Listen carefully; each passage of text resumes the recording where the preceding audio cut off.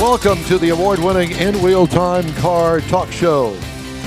Just ahead, U.S. News and World Report's 2025 Best Cars for Teens. Right. I'm surprised you may be too. Jeff will bring us some car culture. And Mr. Mars has his feature about driving destinations for the family. Howdy, along with Mike out of this world, Mars. Madly working on his computer down there. Mm-hmm. We always need more Jeff Zekin. We do. I'm Don Armstrong, so thank you very much for joining us on this Saturday morning. How's everybody this morning? Good. Mr. Mars, you panicky down there? Nah, man, we're smoking here. All right. You're such a liar. Everything turned on? No, we're cooking. Cooking with gas. Aren't you glad that I suggested that? Yeah. Your little gizmos I told my on? wife one of these days I'm going to take this computer's going to commit suicide, but not today.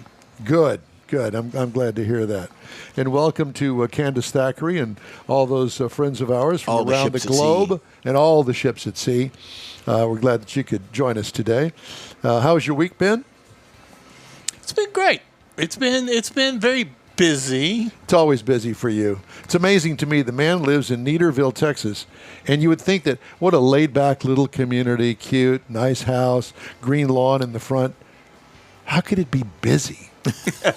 This makes it busy. Well, this makes it busy. Got a little something to do here every day, and then got a couple of houses. Mom's house, got to help take care of that. My house, got to take care of that. You got cars, got grandkids, stuff in the granddaughters water. calling. Hey, my car's making a noise. You got the beach house. Yeah, the beach house too. Yeah. Has it finally settled down there at the beach house? Oh man, it's last weekend, Memorial Weekend. It was great. It was crowded. Grandkids went down. They couldn't get on the beach. I mean, it was so many people parked on the beach, but there wasn't no trouble. So if you're wondering about that, that is the home of the Jeep Go Topless weekend that apparently everybody kept their tops on this year because they were all in jail. Well, it's not the topless that your mind automatically goes to. No, your mind goes to that. Removing the tops of the Jeep. Yes, of course. Mike wasn't. I had to explain that. Okay, good. And how about you, Jeffrey? I was busy. A lot of orders, got a good customers, a lot of repeat stuff going on. So it's Jeff just works for a dandy. company called Bull Shirts. Mm-hmm. If you're into any kind of monogram shirts or anything like that, call kinds Jeff. of stuff. You bet. That's Jeff at InWheelTime.com. I told Bill You're was wearing asking one, about aren't you? that. No, this That's the old one. No, this is the old one. Yeah, because I told Bill when I was talking to him about their event up there in Bastrop, I was telling him that you worked for there. We've got companies that have consignment of shirts. We did a bunch of stuff for a Corvette club about 10 days ago. There was black shirts with the Corvette logo. There were stacks of them, and they were just kicking them out, sending them out to wherever. Were they embroidered? No, they were silk screen, but they were black T-shirts, but they were nice. And it's like a. Do they hold in old man guts? No, that's a different shirt. That's the one that cut off on the top. Oh, that one, yeah. I think that, what did they used to call that? That was called a midriff or? Bikini top. Bikini top. Bikini top. Okay, for the boys. There you go. Well, enough of this silliness. Well, it's not too silly because I know that there's our next guest, Zach Doell, can appreciate all of this talk. Right. Zach Doell with U.S. News and World Report, 2025 Best Cars for Teens. Zach, good morning. Hey, good morning. Thanks for having me. I see that you're not wearing your bikini top this morning. You're not quite ready for summer yet. I thought I'd slip into something a bit more professional. Professional. Well, we're glad. We're all glad for that. For all of us, that we don't expose you to anything you don't want to see. And I don't. Where are you located currently? Central Virginia. Okay. Oh, very nice. Well, is the weather up there nice today? Yeah, we had some tornadoes last night, but it's a beautiful day right now. And Good. Glad to hear it. So, are you the one that put together this report for U.S. News and World Report? I'm not on the research team, but I'm on the press side of it. So I'm representing the report, and we're really pleased with it. We think it's the best one we've had yet. Well, I thought I was looking over it. You sent us a presser, as you will, beforehand. And I was really surprised, maybe not so much for everybody else, but it looks as though that Hyundai won the award across the board. They've certainly done very, very well. I think, a lot of it has to do with the value proposition. The Hyundai vehicles now are just really packed with safety features, and it's a great benefit to shoppers because you can choose a base model and still end up with a ton of standard safety features. Well, I saw a report, I don't remember where, but I saw it this week, about the company, Hyundai Kia, and they are really kicking everybody's tail. Quality cars that appeal to a lot of people, and they sell a lot of cars, and apparently they last a while. I mean, what else could you want? They do. Yeah, what else could you want? Well, Right. I don't know where you want to start because as I previewed this show this morning, I said, this is cars for teens, and we're at that point of the year where we've got the graduates. Maybe you're thinking about a car for the summer, a car to learn in, a car to go off to college this fall. How did you break down the cars and the best of the best? So we kind of we created this to help parents and teens make a good informed first car purchase. So we keyed in on three things. We have safety, affordability, and reliability, which you just highlighted regarding Hyundais. So to be even considered for an award, these have to rate highly for crash test safety. They have to have advanced safety features like automatic emergency braking, forward collision warning. They have to have a good predicted reliability rating from J.D. Power. And they also have to be affordably priced. So all of our vehicles are in the $20,000 to $40,000 range starting, with many on the much lower end of that. Now, are these new cars?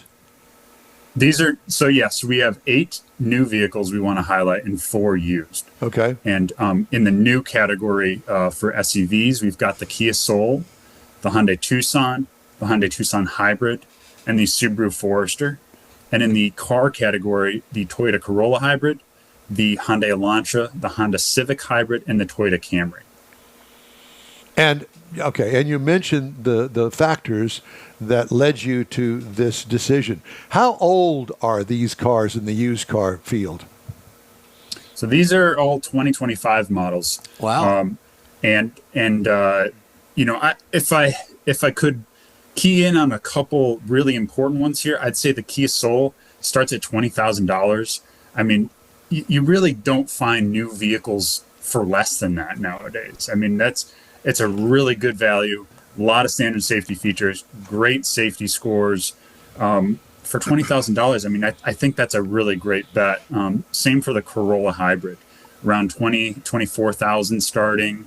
The Elantra, $22,000. These are really value packed, and I know you're going to ask the question because you mentioned it last year about I'd get my child $1,000, $2,000 Craigslist. It's a great affordable vehicle to start in, and that's true. My first car was like $500. Did you buy it? These vehicles have so many safety features now. Did you buy Zach? Did you buy your first car, or did your parents? It was my dad bought a new car, and I got the old one, the hand-me-down, because the dealer didn't want to take it as trade. You mentioned the cars between the Kia Soul, $20,000 up to $24,000 for the hybrid. These are just basic features of safety. You're not going to get a sunroof. You're not going to get the leather interior. You're not going to get the fancy interior packages. These are just basic models, right? Yeah, and but basic has changed. So, like you said, you're not going to get the leather, but you're going to get things like Apple CarPlay, Android Auto, which I think are fantastic features for younger drivers because it keeps that attention up and down instead of down at a phone. You're going to have automatic emergency braking. 15 years ago, you may have found that on like a S-Class, and now it's on a $20,000 Kia Soul. So I think as far as a value proposition, these are really, really heavy value vehicles. And those are new ones. Yeah, those are new ones. Yeah, and I will tell you, the last time I drove a Soul, which was a couple of years ago, I've always been impressed with the Kia Soul. Why specifically? I think overall, it's a good value. It rides nice. It's not some dragster at all. It gets really good gas mileage, but it's got enough power to get yourself on the freeway safely without thinking, oh, dear God, here comes an 18-wheeler at 60. I don't know if I can get it up there in the next five miles. But I think that it really is something for every parent to look at as a Kia Soul. Plus, the other really bonus that you get with a new car is you get a warranty. Whereas you get a hand-me-down like you had or that I had, no. Warranty, what's that? We didn't even know.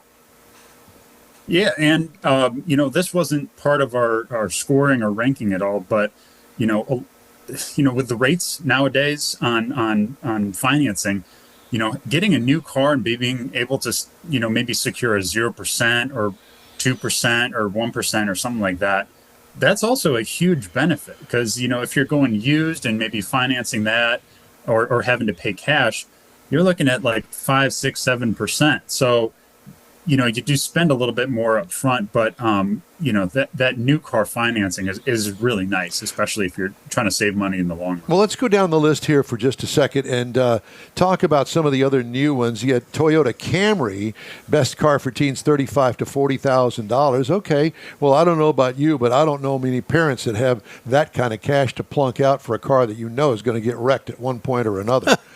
Fairly quick. I would like to, keep my selections down there at the Elantra, the Tucson, the Corolla Hybrid, which was kind of a surprise for me because this is a hybrid technology. And I will say that Toyota, to me, has a leg up on all the competition because of the Prius, and that was the first hybrid that we all knew of. 100%. Yeah, I think having driven both the normal Corolla and the Corolla Hybrid, I think the hybrid is so much more enjoyable to drive, just a little bit quicker, way more efficient. And, some of these vehicles like the Camry, these are vehicles that a parent could share with the teen and not feel like they're stepping into, like a kid's car. That's if that was to be like I'll drive it to work, you drive it to soccer practice type of thing. That's a great value if you were to share that vehicle. It's a fantastic car. Let's go down the list here because their time is of the essence, as they say. A 2021 Subaru Legacy. Any of the mid-size cars, you say? Yeah, so in the used category, we've got the Legacy, the Tucson Hybrid, the Elantra Hybrid, and the Santa Fe Hybrid. And those are vehicles that, might be coming off lease, a little bit more affordable, but you still get a lot of those safety features and great safety scores that the brand new vehicles are offering. So you can probably knock about $10,000, $15,000 off the asking price for those vehicles, and you're still going to get a fantastic almost new vehicle. Well, and that's the point that I was going to make is the fact that, okay, so it's got 35,000 miles on it. The car is 3 years old. I've got $20,000 to spend, but if you're going to go for a new one, you're going to pay probably $15,000 more for the new one than you will for the 35,000 mile car used. And I encourage people to really pay attention to the cars that are in the category of lost my train of thought. The sold car, the car pre-owned. Sorry, pre-owned. Certified pre-owned is what I'm trying to look for here. The certified pre-owned. Sorry, lost my train of thought. Certified pre-owns, because you're going to pay a little bit more for those, but they have a service record on them, and the dealership is taking care of them. So chances are they're not going to sell you a dud. Exactly, and I think my take is that this is a great jumping off point. This list is a good jumping off point. You can go with any of these vehicles, and I think you'll have something really solid and a great option for a driver who's kind of getting up to speed and learning. But no matter what you get, it's important to just get behind the wheel of things and just see what feels comfortable. You may find a Tucson has blind spots that something like the Corolla Hybrid doesn't. And it's just important to get behind the wheel, get familiar, and just see what feels right. And the other thing, too, is it really kind of depends on the part of the country that you live in that's going to determine the price, the resale value, if it's going to be a used car, what kind of a deal you can get on it. Where are you going to buy it? Are you going to buy it from a dealer as a certified pre-owned? Or are you going to go to a used car lot? And, hey, there are some used car lots in town that really are very well aware of the competition at the dealership with the certified pre-owned, and you might be able to get a better deal. We have a used car dealer down in Friendswood, close to us here in Texas, that top of the line, top notch. How many miles do you want on it? They've got all the whole range. You want something with 100,000 miles on it, or you want something with 25,000 miles on it. They've got the selection that a dealership generally doesn't have because they don't have room for the inventory. Yeah, they can pick and choose when they do take them in. Yeah. So I think that those are some of the factors that need to be considered, too, when you're going out and buying a car for a teen. I know for my teen, who's no longer a teen, every fender on that Ford Focus has been mashed. It's probably got 1,000 pounds of Bondo on it underneath the paint. But, hey, she still has it. She graduated from college in 2011. So it's like, really? Yeah. It's still running, and it's got over close to 200,000 miles on it. Yeah, well, there you go. That's, I think sometimes when you buy it right, it just keeps going, and it's the gift that keeps on giving. This teenager's car becomes a young adult's car, and so we're hoping that some of these vehicles can take kids on a similar journey like that. Yeah, perfect. So where can we go? Is the information free at your website? Yeah, absolutely. So we have reviews of all of these vehicles at cars.usnews.com. This is a great jumping off point. Take a look, research all the vehicles, and there's a lot of great options for teens for sure. Cars.usnews.com. Yeah, cars.usnews.com. Very good. Well, Zach, it's always a pleasure to talk to you. Sorry for my brain. Yeah, thanks so much for having me. I hope you guys have a good rest of your Saturday. Well, you do the same. Do you have any more interviews lined up? Got a couple. Okay. Not any today, but a couple tomorrow and Monday. All right. Well, stay safe in that weather. Yeah, exactly. No tornadoes for you. We'll talk to you later, Zach. Thanks again. Thanks, sir. Thank you. All right. Always fun. Well, it is, and it's always interesting. Yeah, it's informative for the folks that are actually... Who would to think that on this list there are 1, 2, 3... It's like 15 of them, aren't there? 4, 5, 6. Out of all these cars, new and used, there's 6 Hyundais on here. I would have never guessed that. No, I wouldn't have thought that would be the case. So it's like half the list, more than half the list. Pretty much. Just ahead, Jeff's Car Culture, and Mars has a new feature, Driving Destinations. Port A. A. God. A. The InWheelTime Car Talk Show may continue after this break. A. The Tex-Mex dining experience is defined by Lupi Tortilla, your destination for Texas's best beef fajitas and frozen margaritas. Since 1983, Lupi Tortilla has served authentic and time-tested recipes made with the freshest ingredients. Atmosphere is part of the award-winning experience at Lupi Tortilla, all developed in a little house near Highway 6 and I-10 in West Houston. Visit any of the Lupi Tortillas and you'll see the same attention to detail in each and every location. Start your Lupi experience with queso flammeado and guacamole, along with a classic frozen margarita. Dine on famous Lupi beef and chicken fajitas, or pepper shrimp brochette, or a fish or vegetarian entree, and finish with a scrumptious flan for dessert. Find Lupi Tortilla in Houston, College Station, Beaumont, Austin, San Antonio, and Dallas-Fort Worth. There's a Texas location near you. The recipes are authentic and time-tested. The ingredients always fresh. Lupi Tortilla, he's pretty good. The InWheelTime Car Talk Show thanks you for 14 wonderful years. Yep, our first show aired May 7th, 2011 on a local radio station. Then it was a move to the digital world and social media, and you followed. Thank you. We continue to build and grow our fan base, and it's all because of you and your auto enthusiast friends. We appreciate your support. It's always great to see you at our remote broadcasts, and we hope you'll continue to stop by and say hello. It's been a great ride, and we hope to bring you more fun and adventure right here on the InWheelTime Car Talk Show. Hey, InWheelTime hits the road again. Our next stop is in Granbury, Texas for the Lone Star Street Rod Association's State Run. We invite you to join our live broadcast on June 14th, 2 weeks from today. Mm-hmm. We'll be on the air from 9 to noon that day. We're going to give you a bonus hour, and we thank you for being with us today. And time now for Jeff's car culture. You bet. This is going to be informative for you. We all, you see ambulances going down the road. People sometimes you ever been in the don't, back of an ambulance? No. Sometimes they don't get out of the way, and it's very frustrating, and it kind of ticks me off that somebody's in there for a reason. So ambulances are made all over the world, with different countries, different regions having their own manufacturing, their own specifications. Typically, ambulances are made in 2 stages. The first manufacturer takes the chassis. The second modifies the vehicle to include the necessary emergency equipment.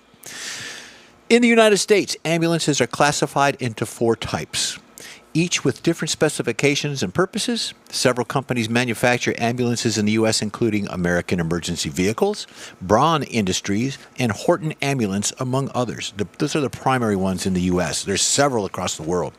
These companies play a crucial role in providing emergency medical services with the necessary vehicle, ensuring that the patients receive prompt and effective care during their medical emergency. The customization options offered by these manufacturers enable the EMS providers to design ambulances that meet their unique needs and their budgets. The first stage of manufacturing involves the initial construction of the chassis, which forms the foundational structure of the ambulance. This stage typically entails the fabrication of a light or medium-duty truck chassis, cabs, or full-size van. Reputable automobile companies such as Mercedes-Benz, Nissan, Ford, Toyota are often chosen for this purpose in providing the reliable base for the subsequent modifications. The second stage of manufacturing involves modifying the chosen vehicle meet the specification requirements of an ambulance. This stage is carried out by a second manufacturer known as the second stage manufacturer. Go figure, Mike. They take the incomplete vehicle lacking a body or interior behind the driver's seat and transform it into a full-fledged ambulance. This process can be done through 2 methods, coach building or modular system integration. In the U.S., there are 4 types. Type 1 ambulances are mounted on a truck chassis with a custom module on the back. They're used primarily for advanced life support and rescue work. They're available in 4-wheel drive and are a good choice for difficult driving conditions. Oh, my God. There's Danny's Dodge van that we all used to go around in. Yeah. Danny, I love him. He's a great guy. Yeah. Type 2 ambulances Smoked are a lot of typically, pot. not in that van, typically van-style vehicles with basic patient care features. They're used for hospital-to-hospital transport and can also be used in a 911 rescue work. They offer better gas mileage than the other types of ambulances, specifically diesel. These Type 3 are built using a van chassis with the roof raised. Who hasn't raised a roof in a van? Come on. Type 3 ambulances are similar to Type 1, but use a van cutaway chassis instead of a truck chassis. Look at that one right there. That's a short bus any way you look at it. There you go. The cab and body are integrated with a larger opening between the cab and module, allowing for easier movement in items and the personnel. These ambulances are available in 2-wheel drive using regular gasoline. Now, the 4th version, or the Type 4 they're talking about, is for patient transfers as smaller vehicles, for smaller environments, small crowds, and things of like that nature. But that's a Pontiac right there on the screen. And my favorite is this last one. Check this out. That's a Buick, baby. That's a Buick. Now, for all intents and purposes, be cautious around ambulances. Get out of the way when you see them coming.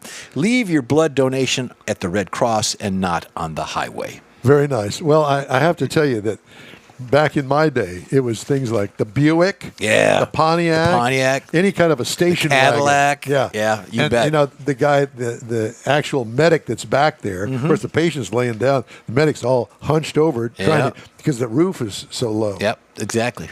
But be careful when you're out there, and a little bit of information if you ever wonder, and just check it out. Driving destinations, Mr. Mars. This is the 2nd week, and now we're going to go way down the coast of Port Aransas. Hey, it's near Canada, eh? Hey.